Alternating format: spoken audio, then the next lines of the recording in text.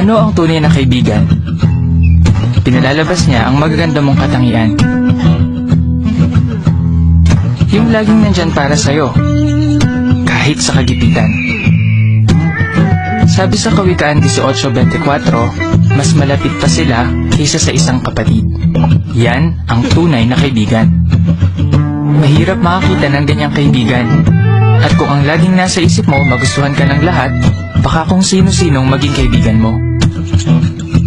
Kaya paano ka pipili ng kaibigan? Sabi nga, don't judge a book by its cover. Tumingin ka sa pagkatao niya. Yung mapagkakatiwalaan. Yung marunong magpatawad.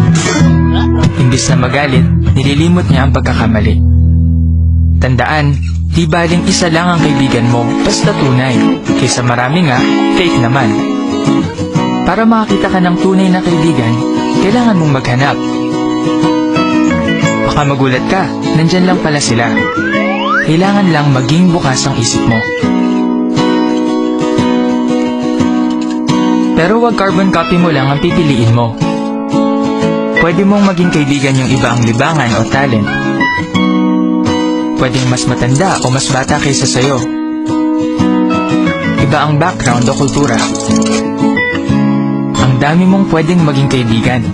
Pero ang tunay na mga kaibigan, may prinsipyo sa buhay. May kaibigan ka ba na niloko ka? Ichinismis ka? O siniraan ka? Hindi niya dapat ginawa yun. Kaya umiwas sa nakakasamang mga kaibigan. Ang habol nila, yung makukuha nila sa'yo. Pinipintasan nila ang pagsasalita mo, ang itsura mo, pati mga paniniwala mo. Hindi ganyan ang tunay na mga kaibigan. Tanggap nila kung sino ka. Kaya pumili ng marurunong na kaibigan. Hindi lang yung maraming alam, kundi yung marunong sa buhay. May paninindigan sila at makikita yun sa kilos nila. Batay sa Kawikaan 27:17, may matututuhan ka sa tunay na mga kaibigan. Tinutulungan ka nilang maging mas mabuting tao. Paano ka magkakaroon ng ganong kaibigan? Huwag mong asahan na sila ang unang makikipagkaibigan. Ikaw ang mauna. Gawin ang unang hakbang.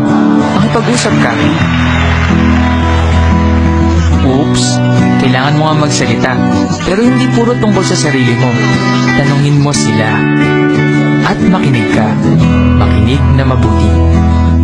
Pakikinig ang isa sa pinakamagandang regalong maibibigay mo sa iyong kaibigan.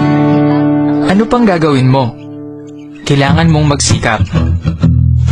Oo, magsikap. Magsikap ka para lumago ang pagkakaibigan nyo. Maging kaibigan na tapat. Hindi nagkikimkim ng galit. Hindi nang iiwan. Kahit sa kagipitan. Kung ganyan ka, lalago ang pagkakaibigan nyo. Sabi sa Filipos 2:4, itoon ang mata hindi lang sa sarili, kundi sa kapakanan din ng iba. Ang pagpapakita ng interes sa iba, yan ang tunay na pagkakaibigan.